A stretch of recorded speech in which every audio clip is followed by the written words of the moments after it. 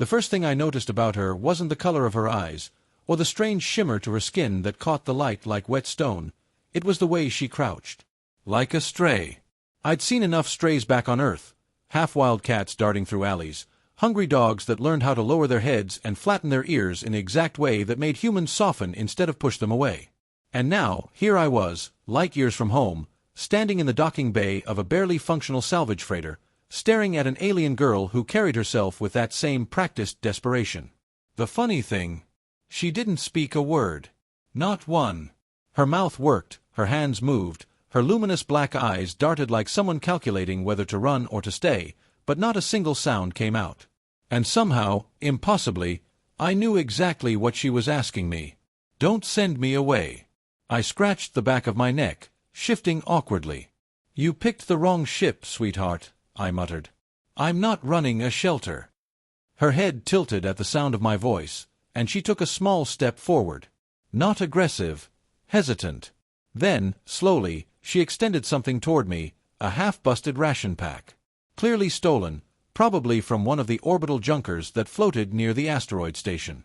A peace offering. I couldn't help it, I laughed. A short, sharp bark that startled even me. You're serious, huh? You think food's the buy-in? Her brows knit together, and for the first time I saw the faint glimmer of a smile tugging at the corner of her mouth. She pressed the ration pack into my chest, then stepped back again, almost like she'd rehearsed the exchange. Like she'd begged before. And the way she watched me, eyes wide, waiting for a reaction, I realized she had. Great, I sighed. Another mouth to feed. The Asteroid Belt Salvage Guild wasn't known for its charity.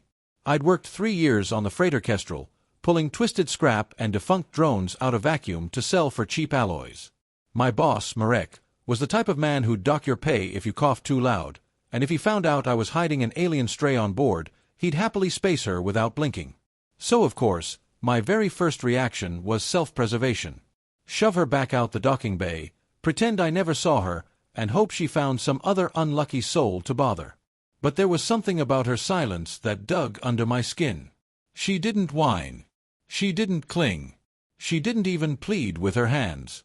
She just looked at me, steady, unblinking, as though daring me to prove what kind of human I was. Fine, I said, finally, snatching the ration pack out of her hand. You can stay for 1 night. After that, you're someone else's problem. Her shoulders dropped in what could only be described as relief. And then, without hesitation, she followed me into the Kestrel. The quarters were cramped, 3 bunks, 1 fresher unit, a galley barely big enough to stand in, but she didn't seem to mind. She crouched by the heating unit like a half-starved alley cat, soaking in the warmth as though she'd never felt it before. I tossed her the ration pack. Don't say I never gave you anything. She tore into it with a kind of hunger that made my stomach twist. Her fingers moved fast, her mouth opening wide enough to reveal rows of small, sharp teeth that gleamed in the dim light. And then, almost comically, she froze, eyes darting back to me, as though embarrassed to eat in front of me. Relax, I said, kicking off my boots. You're not the first creature I've seen chew like a buzzsaw. A faint sound slipped out of her then, not a word, but something like a hum. A vibration low in her throat, rough but oddly melodic. It lasted only a second before she cut it off, swallowing hard. I blinked. You can't talk, huh? She shook her head slowly. Figures. But she could understand. That much was clear. Her eyes tracked my mouth whenever I spoke, her expressions shifted with uncanny precision to match my words. She wasn't dumb. Just mute. And for some reason, that silence made her presence feel louder than anyone else I'd ever met. The next morning, trouble came knocking. Literally. A fist pounded on the hatch before I'd even had a chance to brew my morning CF. My gut clenched instantly. Dock security. They'd noticed her. I glanced over. She was sitting cross-legged on the floor, fiddling with a piece of broken circuitry like a child with a puzzle box. She didn't even flinch at the sound. Stay here, I hissed, then slid the hatch open. Sure enough, Marek stood there, his bulk filling the corridor like an angry asteroid. Jonas, he barked. Got a report someone broke into Bay 6 last night. You didn't see anything, did you? I forced a casual shrug. Bay 6. No. You know me. I was sleeping like a baby. Marek's eyes narrowed. His nose twitched, and I realized with horror he could probably smell the reheated rations. He shoved past me into the cabin. My heart plummeted. But when I turned, she was gone. Not gone, exactly. She'd wedged herself into the narrow crawlspace above the heating vent, her body pressed flat like some kind of insect. Completely silent, her dark eyes staring out from the shadows. Marek glanced around, grunted, and turned back toward me. Keep your eyes open. Whoever's stealing rations is gonna regret it. Of course, I said smoothly, forcing a grin. When he left, I shut the hatch and leaned back against it, exhaling hard. You're gonna get me killed, I muttered. She crawled out of the vent like it was second nature, brushing dust from her skin. Then, without hesitation, she knelt, head bowed, hands resting on her thighs. Begging. Not with words. Not even with sound. Just posture. The same way every stray animal had ever begged me as a kid, crouching low, making themselves small, silently pleading not to be thrown back out into the cold. Damn it all. You really know how to pick your marks, don't you? I said, rubbing my temples. She tilted her head, and for the first time since I'd met her, she smiled. Not tentative. Not small. A real wide smile that hit me like a punch to the gut. I didn't plan on keeping her. Really, I didn't. But the next day, she followed me onto the salvage deck. She darted between piles of junk metal, small and nimble as a shadow, somehow avoiding every loose panel and sparking wire like she'd lived on ships her whole life. When I tried to shoo her back to the cabin, she just crouched, head down, staring at me with those big black eyes until I sighed and waved her along. That's when I realized she wasn't just surviving. She was learning. Every time I picked up a piece of scrap, she watched carefully. When I spliced two broken conduits together, she copied the motion with startling accuracy. And when I tested her by pointing to a cracked fusion coil and shaking my head, she immediately mirrored the gesture, as if to say, yeah, that one's junk. By the end of the shift, I found myself talking to her like she was a trainee, explaining the difference between alloy grades, pointing out salvage worth pulling versus scrap worth leaving. She never responded, but she didn't need to. She got it. And every once in a while, when she thought I wasn't looking, she'd flash me that smile again. Like she knew exactly what she was doing. That night, lying in my bunk, I stared at the ceiling and tried to ignore the faint sound of her humming. It was soft, almost like static from the comms, but it carried a strange kind of rhythm, a song without words. She didn't need to speak. She'd already wormed her way into my life. And the worst part? I didn't even mind. The first real sign of trouble came 3 days after I decided not to toss her back into the void. It started with the alarms. A piercing klaxon ripped through the Kestrel's corridors, jolting me awake. I stumbled out of my bunk, heart pounding, and saw her crouched in the corner of the cabin, wide-eyed but strangely calm. For once, she wasn't humming. I slapped the control panel by the door. Report. The screen flickered, spitting out a string of text that made my stomach drop. Unauthorized boarding attempt. Bay 3. Damn it. I grabbed my jacket and sprinted. She followed me without hesitation, her bare feet whisper-quiet on the grated floor. When I turned, she was already matching my pace, eyes burning with a sharp intensity that didn't belong to some helpless stray. We reached Bay 3 just as the outer hatch cycled. Whoever was forcing their way in had override codes. No scavenger gang had that kind of tech. I cursed under my breath. Corporate. Of course it was corporate. Word had probably gotten around that someone was stealing rations, and in the belt, corporations didn't send security for petty theft. They sent hunters for assets. And my silent passenger? She wasn't just some hungry stowaway. The hatch opened, and 3 armored figures stepped inside. Heavy rifles, reinforced exosuits, the whole package. They moved like professionals, precise, economical, no wasted motion.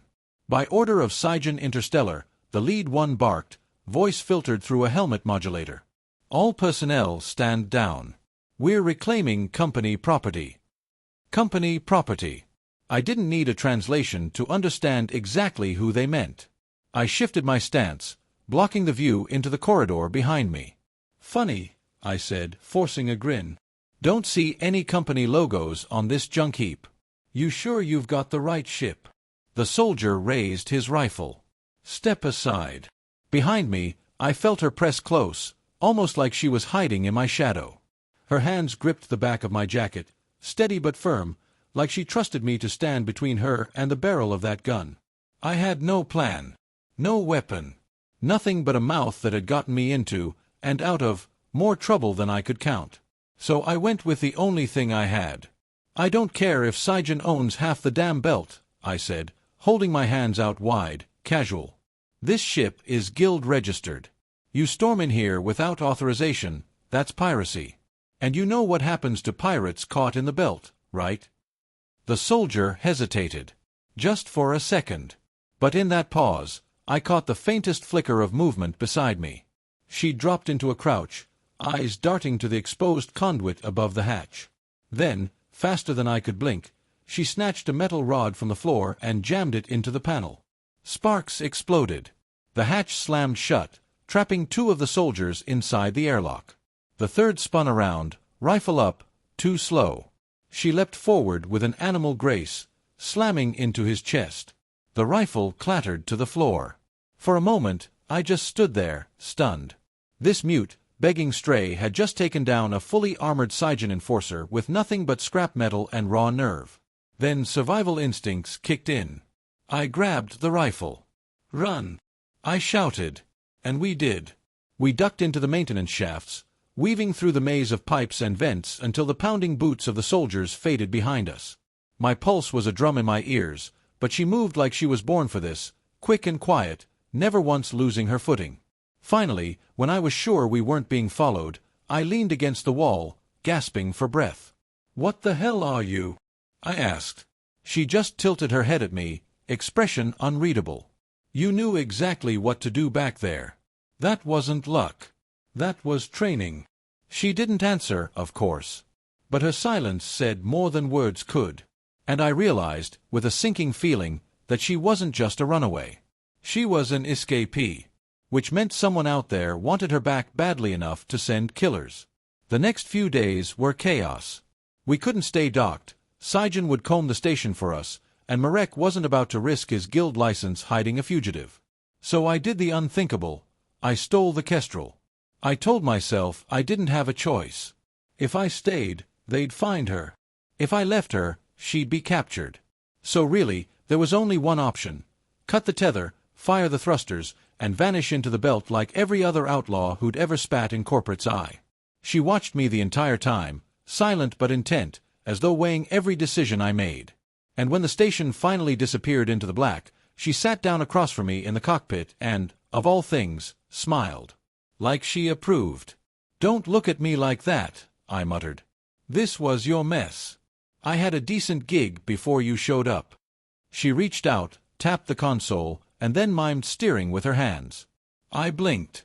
"You want to fly?" Her grin widened. Against my better judgment, I let her take the controls. She was clumsy at first, oversteering, nearly spinning us into an asteroid, but within minutes she was correcting herself, adjusting, learning. By the end of the shift, she was threading us through debris fields like a natural. I couldn't help laughing. "You're ridiculous, you know that?" She just hummed again, soft and low, her shoulders swaying with the rhythm of the stars outside. But the further we drifted, the more problems piled up. Fuel cells dwindled. Rations thinned. And worst of all, Saijan wasn't giving up.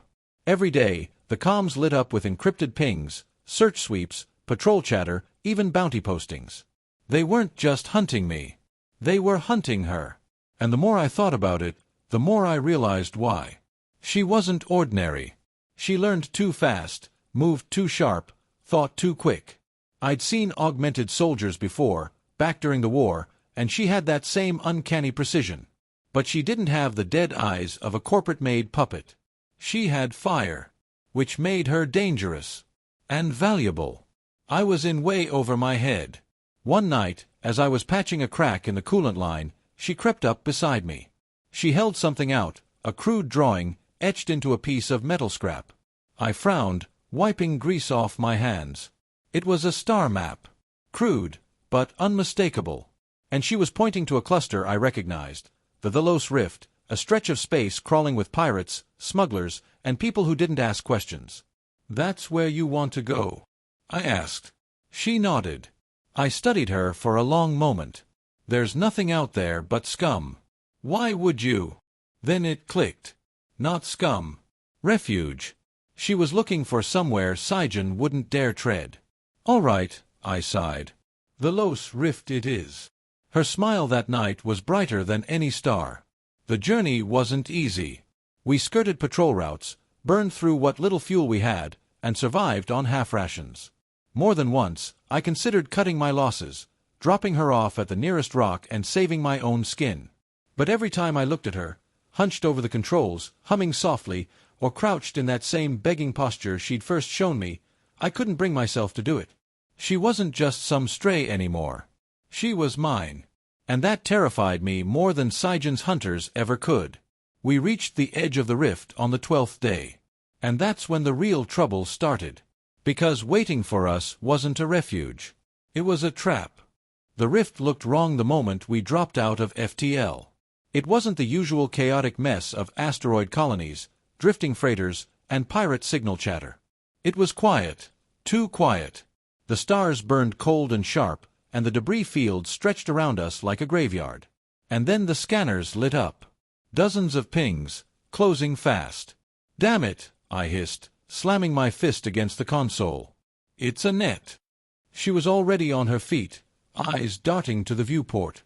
The faint hum she always carried in her throat was gone, replaced by a sharp, alert stillness. Saijan hadn't just followed us. They'd waited for us. The comm crackled to life, a sterile corporate voice filling the cockpit. "Unregistered freighter Kestrel. Power down your engines immediately and prepare to be boarded. Any resistance will result in termination. You are harboring stolen property." I glanced at her.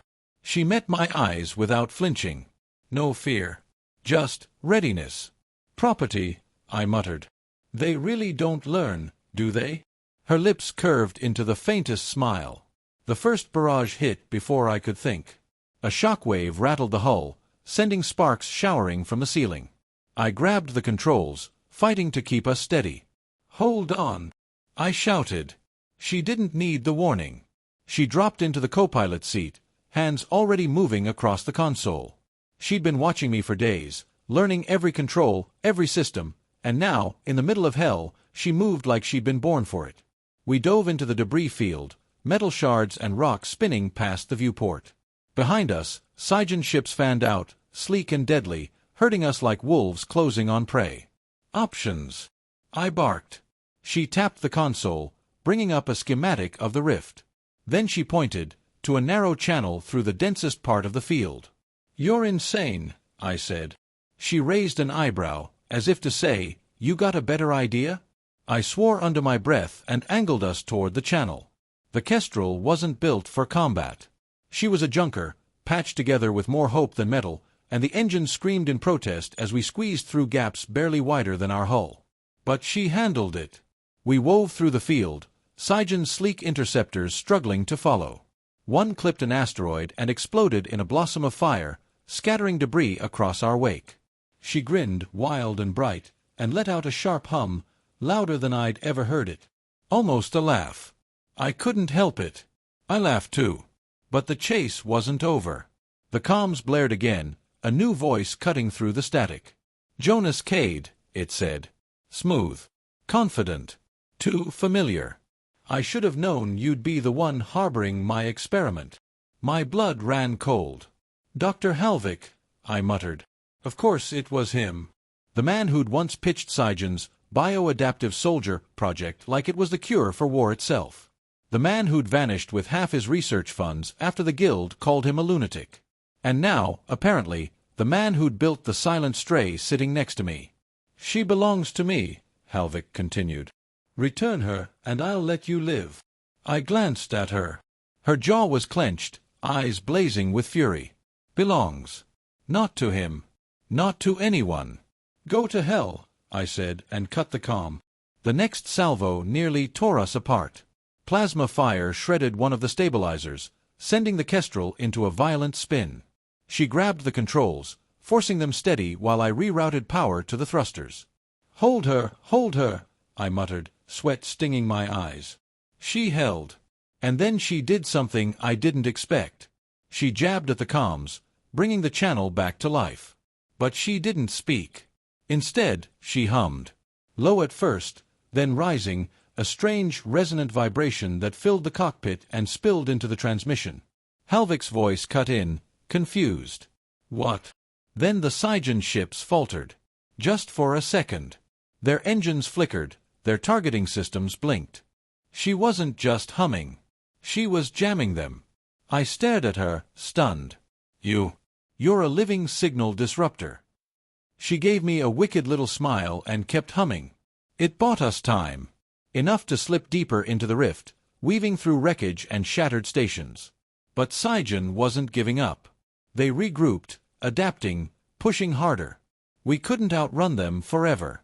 I racked my brain, searching for something, anything, we could use. And then I remembered, the rift wasn't just a graveyard. It was a minefield. Old war munitions, unexploded ordnance, half buried in the rocks.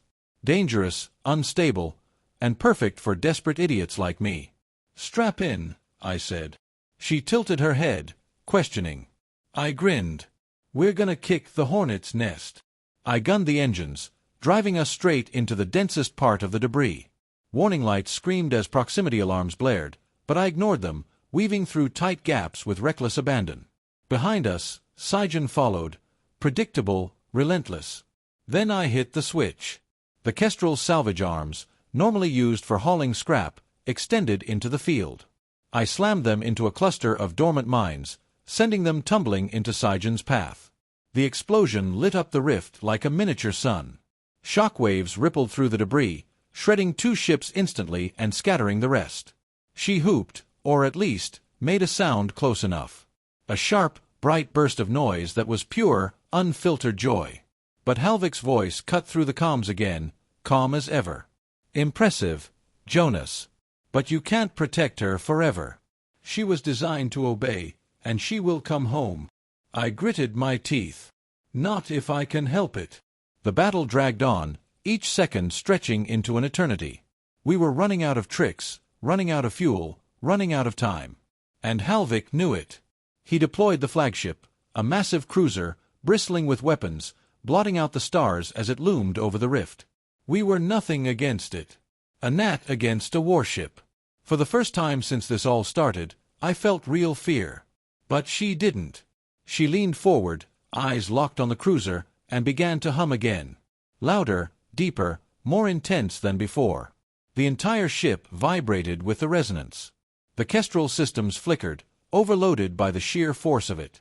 My teeth rattled, my bones ached, but I held steady, watching as the cruiser's lights sputtered.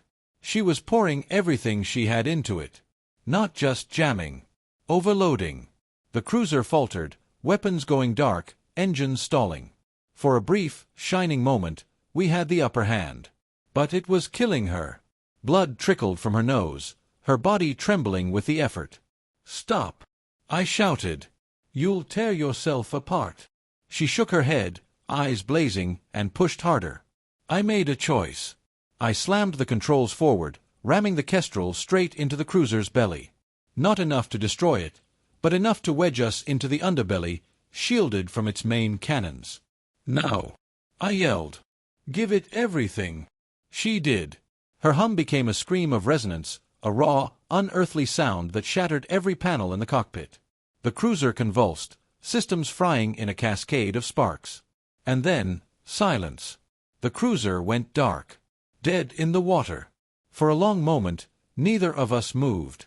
The rift was quiet again, nothing but drifting wreckage and the faint ping of cooling metal. She slumped back in her seat, exhausted, chest heaving. I reached out, gripping her hand. You're insane, I whispered. But you're free.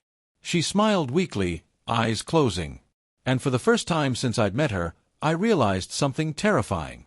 I wasn't protecting her anymore. We were protecting each other. The rift was silent after the cruiser went dark. Not just quiet in the ordinary way space was always quiet.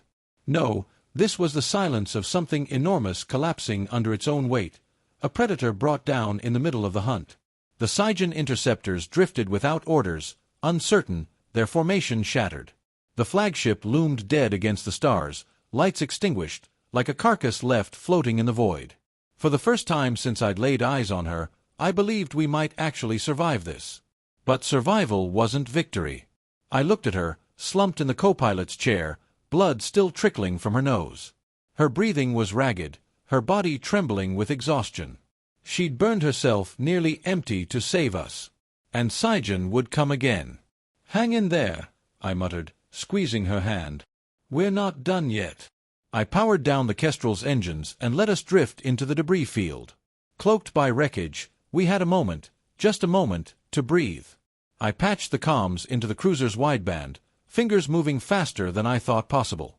If Halvik wanted his property back, I was going to make damn sure every pirate, smuggler, and outlaw in the Rift knew exactly what kind of property Saiyan had been cooking up. Corporate secrets weren't worth much in the belt. But corporate scandals, those were currency. Within minutes, the transmission was out. Video of the chase, audio of Halvik calling her his experiment, every scrap of data I could scrape from the cruiser's disabled systems. The signal bounced from wreck to wreck, amplified by the old war satellites still hanging like ghosts in the Rift. The whole sector heard it. And the vultures came flocking. First came the scavengers, half-rusted cutters and patchwork freighters, swooping in to pick apart the crippled cruiser. Then the pirates, bristling with weapons, hungry for blood and tech alike. By the time the first guild patrols arrived, the Rift was a feeding frenzy. Saiyan couldn't cover it up, couldn't reclaim their prize, couldn't even explain how one little junker and a half-starved girl had gutted their flagship. By the time the smoke cleared, the corporation had bigger problems than chasing us. Which meant, for the first time since she stumbled onto my ship, we weren't prey anymore. We slipped out of the Rift under the chaos, limping but alive. Days passed in a blur of patch jobs and ration cuts. She slept more than usual, her body recovering from the resonance overload, but whenever she was awake, she stayed close. Closer than ever. Sometimes she'd hum, soft and low, like she was soothing herself. Sometimes she'd just watch me, eyes bright with a trust one wasn't sure I deserved. And sometimes, when she thought I wasn't looking, she'd smile that same mischievous little smile that had gotten me into this mess in the first place. The more I thought about it, the more I realized I didn't regret a damn thing. A week after the Rift, I found her in the galley, crouched on the floor, fiddling with a tangle of wires. She looked up as I entered, and without hesitation, held something out to me. A voice modulator. Crude, homemade, half-busted, but recognizable. "You built this?" I asked. She nodded. I turned it over in my hands, then handed it back to her. "Try it." She hesitated. For the first time since I'd met her, real hesitation. Then she clipped it to her throat and pressed the activator. Static crackled. And then, Jonas. My name. Warped, mechanical, but unmistakable. I froze. Her eyes searched mine, nervous, vulnerable in a way I'd never seen. I laughed. Not a small laugh. A full, unrestrained bark that made her flinch before she realized it wasn't cruel. "That's what you wanted to say all this time?" I asked. "My name." She grinned. A wide, triumphant grin. And then she spoke again, voice glitching through the modulator. "Hungry." I doubled over laughing. Figures. We settled into a rhythm after that. I taught her more about salvage work, how to identify alloys and jury-rig repairs. She taught me how to fly like a lunatic through asteroid belts, how to read the stars without a NAV computer, and how to hum a signal strong enough to fry an entire fleet if the chips were down. She didn't need words most of the time. But when she used them, even filtered through the scratchy modulator, they carried weight. She spoke in fragments, simple phrases, but every one mattered. Safe. Trust. Together. And, occasionally, hungry. Always that one. Months passed.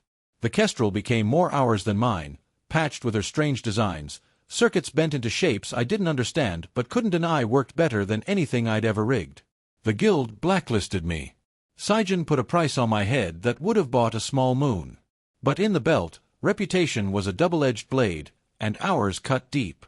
We weren't just survivors anymore. We were legends. The mute girl who could bring down cruisers with a hum. The scavenger fool who stood between her and the void. Together, carving a path through the black, daring anyone to try and chain us again. One night, drifting between systems, she sat beside me in the cockpit, watching the stars. "Jonas," she said softly, the modulator almost gentle. "Yeah." She looked at me, expression serious. Then she reached out, took my hand, and pressed it to her chest. "Free." My throat tightened. I squeezed her hand. "Yeah," I whispered. "Free." And for the first time since I'd left Earth, since I'd run from everything and everyone I'd ever cared about, I believed it. The belt was vast. The corporations were relentless. The future was uncertain. But with her beside me, silent, smiling, humming her strange songs, I knew one thing for damn sure. They could hunt us. They could brand us. They could throw every fleet in the sector our way. And we'd still make them regret ever calling her property. Because she wasn't property. She wasn't stray. She was family. And nobody, human or alien, was ever going to take that from us again.